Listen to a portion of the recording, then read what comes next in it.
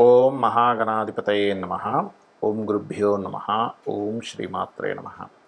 పరమేశ్వర స్వరూపమైనటువంటి జ్యోతిష, వాస్తు మరియు ఇతర అనేకమైనటువంటి శాస్త్రములను మనకు అందించినటువంటి మహర్షులకి నమస్కారం. హయగ్రీవ హయగ్రీవ హయగ్రీవేతి యో వదేత్ తస్స నిస్సరతే వాణి జహ్నుకన్యా ప్రవాహవత్. అరుణాం కరుణాతరంగితాక్షీం ధృతపాశాంకుశపుష్పబాణచాపాం అనిమాదిభిరావృతాం మయూకైః అహమిత్యేవ విభావయే భవానీం. శ్రీమాత్రే నమః. ప్రేక్షకులకి లలితాంబిక అమ్మవారి యొక్క అనుగ్రహం పరిపూర్ణంగా కలగాలని స్ఫూర్తిగా కోరుకుంటూ మనం ఈరోజు శని మరియు రాహువుల యొక్క కలయిక రాబోతుంది.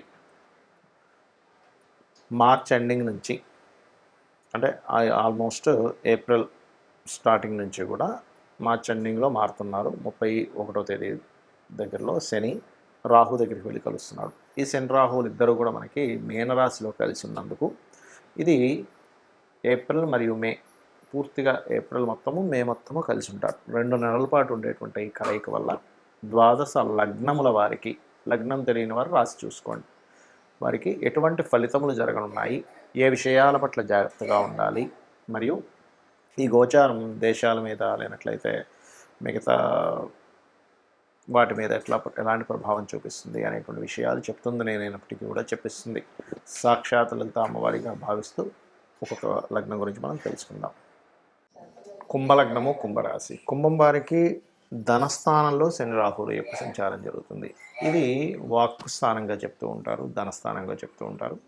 అదేవిధంగా ఈ వాక్ స్థానంలో ఉన్నప్పుడు మాట్లాడేటప్పుడు ఎవరితోనైనా మనం ఏదైనా ఒక మాట మాట్లాడేటప్పుడు కొంత జాగ్రత్తగా ఉండాలి, గుర్తుపెట్టుకోండి.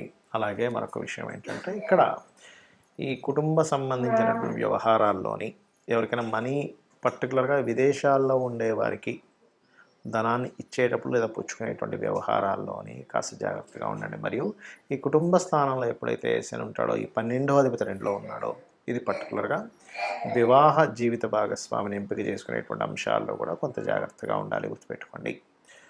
అలాగే సామాజికంగా కొంత రాజకీయపరమైనటువంటి విషయాల్లో మాట్లాడేటప్పుడు కానీ ఎక్కడైనా ఈ పర్టికులర్ అంశంలో కొంత జాగ్రత్తగా ఉండాలి. అలాగే మనకి 2వ స్థానంలో శని రాహువులు ఉన్నందుకు పాజిటివ్ ఫలితాలు కూడా ఇస్తారంటే, అలాగా ఆన్లైన్లో చేసేటువంటి వ్యాపారాలు, అంటే ఈ పేకాటలు ఇవి కాదు, ఈ గ్యాంబ్లింగ్స్ ఇవి కాదు. ఆన్లైన్లో మీరు ఏదైనా ఒక వస్తువు అమ్ముతున్నారు, లేకపోతే ఆన్లైన్లో ఏదైనా టీచింగ్, ఎందుకంటే గురురాశిలో ఉన్నాడు కదా కర్మకారకుడు వెళ్ళి, ఇక్కడ ధర్మకర్మాది యోగము, గురుచండాల యోగము, అలాగే గురుకర్మ యోగం కూడా ఏర్పడుతూ ఆన్లైన్ కారకుడు రాహుతో కనెక్టివిటీ వచ్చింది. కాబట్టి మీరు ఆన్లైన్లో ఎవరికైనా ఏదైనా నేర్పించేటువంటి ప్రక్రియ పెట్టుకున్నట్లయితే కూడా దీని ద్వారా కూడా డబ్బులు వస్తాయి. కొంతమంది చూడండి, ఇంట్లోనే ఆన్లైన్లో చిన్నవి నేర్పిస్తూ ఉంటారు, అబాకాస్ అని, లేకపోతే రకరకాలు నేర్పిస్తూ ఉంటారు. అటువంటి వారికి, కుంభలగ్నం వారి, కుంభరాశి వారికి అద్భుతమైనటువంటి ఫలితాలు జరుగుతాయి. అలాగే మరొక విషయం ఏంటంటే, ఇక్కడ గమనించుకున్నట్లయితే ఈ ఆకస్మికంగా కొన్ని ఎప్పటి నుంచో చికాకుల్లో ఉన్నటువంటి పూర్వీకుల ఆస్తులకు సంబంధించిన విషయంలో ఏవైతే ఉన్నాయో అవి కాస్త క్లియర్ అవ్వడం కూడా జరుగుతుంది. 2వ స్థానంలో గురురాశిలో ఉన్నప్పుడు కొన్ని కోర్టు కేసెస్ వ్యవహారాలు ఉన్నటువంటి కూడా క్లియర్ అవ్వడం జరుగుతుంది. ఇక మీరు నిత్యము చేయాల్సిన దేవతారాధన, ఎక్కువగా విష్ణువు యొక్క ఆరాధన చేయండి. తీపి పదార్థాన్ని ఏదైనా అమ్మవారికి బెల్లముతో చేసినటువంటి పదార్థాన్ని నివేదన చేయండి. గోవులకి తీపి చపాతీలు, బెల్లము, గ్రాసము గోవులకు తినిపించండి. అన్ని విధాలా మీకు బాగుంటుంది. శని రాహువుల యొక్క కలయిక ఎప్పుడైతే మీన రాశిలో ఉందో, ఇది ప్రధానంగా దేని మీద ప్రభావం చూపిస్తుంది అంటే, ఇది కొంచెం విదేశీ సంబంధించిన వాటి మీద ఎక్కువగా ప్రభావం చూపిస్తుంది. అంటే ఎట్లాంటి వాటి మీద,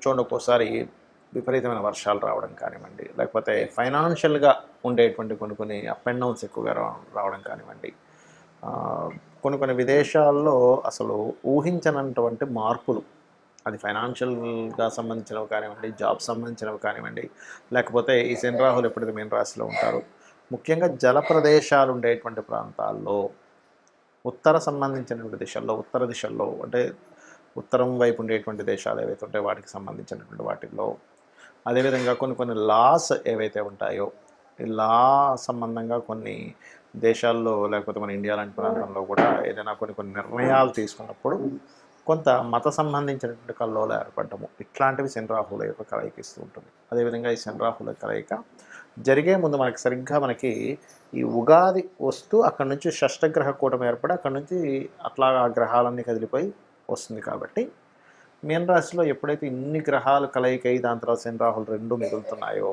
ఇది పర్టికులర్గా ఏంటంటే అనేకమైనటువంటి వృత్తులు వ్యాపారాలు ఏవైతే ఉన్నాయో అనేకమైన వ్యాపారాల్లో చాలా చేంజెస్ తీసుకొస్తుంది ఈ కలయిక అనేటువంటి చూసుకున్నట్లయితే. మీరు చూస్తూ ఉండొచ్చు కావాలంటే ఇది. అలాగే ముఖ్యంగా ఈ కాంబినేషన్ ఉన్నప్పుడు ఆన్లైన్ రిలేటెడ్ సంబంధించిన వాటిల్లో ముఖ్యంగా చూడండి, మనకు ఒక్కోసారి చాలా పెద్ద పెద్ద ఆన్లైన్ అంటే ఇంటర్నెట్స్లో మనం చూస్తూ ఉంటాం, అమ్మో అసలు ఇది ఇంత పెద్ద స్కామ్ అయిందండి ఆన్లైనట్లయితే.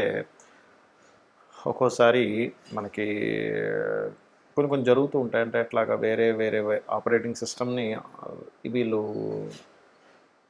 చేస్తూ ఉంటారు. అంటే ఏంటి, వాళ్ళ ఆధీనంలో తీసేసుకుంటూ ఉంటారు. అటువంటివి జరగడం, ఇట్లాంటి కొన్ని కొన్ని జరుగుతుంటాయి అన్నమాట. ఒక్కోసారి చూడండి, హ్యాక్ చేశారంటూ ఉంటారు. పెద్ద పెద్ద ఆర్థిక సంబంధించిన వ్యవస్థలని, పెద్ద పెద్ద ఆర్థిక సంబంధించిన వాటిని హ్యాకింగ్కి గురయ్యేటువంటి ఛాన్సెస్ ఉంటుంది కాంబినేషన్ ఉన్నప్పుడు. సో అది చాలా ప్రధానంగా గుర్తుపెట్టుకోవాలి. అయితే ఇక్కడ మరి కొంతమందికి డేట్ ఆఫ్ బర్త్ కానీ, టైం కానీ, ప్లేస్ కానీ ఉండదు. మరి అలాంటి వాళ్ళు ఏం చేయాలి ఈ శని రాహువుల యొక్క కలయిక ఉన్నప్పుడు? అంటే ఇది అందరికీ బ్యాడే ఇవ్వాలంటూ లేదు, కొంతమందికి మంచి కూడా చేస్తుంది. అంటే ఉదాహరణకి మీ జన్మలగ్నం నుంచి ఉదాహరణకి 3వ స్థానము లేదా 6వ స్థానము లేనట్లయితే 11వ స్థానంలోనూ ఉన్నారనుకోండి, అది మంచిదే చెప్పాలంటే. అంటే అదొక 2 పాపగ్రహాల యొక్క కలయిక మంచి ఫలితాలు కూడా ఇస్తుంది, ఇవ్వదని కాదు. మరి date of birth, time of birth, place of birth కూడా లేదు. అప్పుడు ఏం చేయాలి? సింపుల్గా ఏం లేదు, ఈ 2 నెలల కాలము కూడా చండీ పారాయణం చేయండి. ఎవరైనా సరే చండీ పారాయణం వినడం కానీ, పారాయణం చేసుకోవడం కానీ చేయాలి ఒకటి. రెండవది ఏమంటే నాకు చండీ పారాయణం చేసుకునేంత శక్తి లేదు అని అనుకునేటువంటి వారు ఓం దుమ్ దుర్గాయ నమః నామము లేదా ఓం చండీ దేవతాయై నమః అనేటువంటి నామం చేసుకోవచ్చు. ఎందుకంటే ఈ రాహు అనేటువంటిది పొగ, ఈ రాహు అనేటువంటిది ఇన్ఫెక్షన్స్, ఈ రాహు అనేటువంటిది కనబడకుండా ఉండేటువంటి లక్షణాలు కలిగినటువంటిది రాహు. ఛాయాగ్రహాలు అంటూ ఉంటారు, నోట్స్ అంటూ ఉంటారు. దానికి కర్మకారకుడు మీనరాశిలోకి ఎంటర్ అయినప్పుడు అది గురుత్వ సంబంధించిన రాశి అయినందుకు మనకి చూసుకున్నట్లయితే గొప్ప గొప్ప పీఠాధిపతులు లేనట్లయితే గొప్ప ఆధ్యాత్మికవేత్తలకు కూడా దీని యొక్క ప్రభావం పడుతుంది. వాళ్ళ యొక్క లైఫ్స్ మీద కూడా దీని యొక్క ప్రభావం పడుతూ ఉంటుంది శని రాహుల యొక్క కలయిక అనేటువంటిది. కాబట్టి ఎవరైతే ఈ రాహువుకి సంబంధించినటువంటిది, అదేవిధంగా శనికి సంబంధించిన జపం చేయించుకోవడము, లేకపోతే ఈ 2 గ్రహాల దగ్గర దీపారాధన చేయడము, మరియు ముఖ్యంగా గో సంపద, గోవులకు సంబంధించిన విషయంలో కూడా ఈ శని రాహువుల ప్రభావం పడుతుంది. కాబట్టి చాలా జాగ్రత్తగా ఉండాలి. అలాగే మరొక విషయం ఏంటంటే, ఇక్కడ మీకు జన్మజాతకంలో మీ పర్సనల్ చార్ట్లో ఎవరికైనా శనిలో రాహు కానీ, రాహులో శని కానీ జరిగేటప్పుడు మరింత జాగ్రత్తగా ఉండాలి. ఎందుకంటే ఈ కాంబినేషన్స్ ఎవరికైనా మాకు శని మహర్దశలో రాహు అంతర్దశ నడుస్తుందండి, రాహులో శని నడుస్తున్నాడు, లేకపోతే ప్రత్యంతర దశలు అంటారు, అంటే దశాభుక్తి అంతరము ఆ 3rd స్టెప్స్లో పర్టికులర్గా జరిగినప్పుడు ఆ పర్టికులర్ టైంలో ఏంటంటే కొన్ని నిర్ణయాలు తీసుకునేటప్పుడు డెసిషన్స్ అంటూ ఉంటారు. డెసిషన్స్ తీసుకునేటప్పుడు కాస్త జాగ్రత్తగా డెసిషన్ తీసుకోవాలి. ఇక మీరు ఈ యొక్క కలయిక ఉన్నంతకాలము కూడా వీలైనంత మటుకు రెగ్యులర్గా ఆలయాలకు వెళ్ళొస్తూ ఉండండి. చేసినట్లయితే మీ మీద ఎటువంటి ప్రభావం ఉండదు. శ్రీమాత్రే నమః.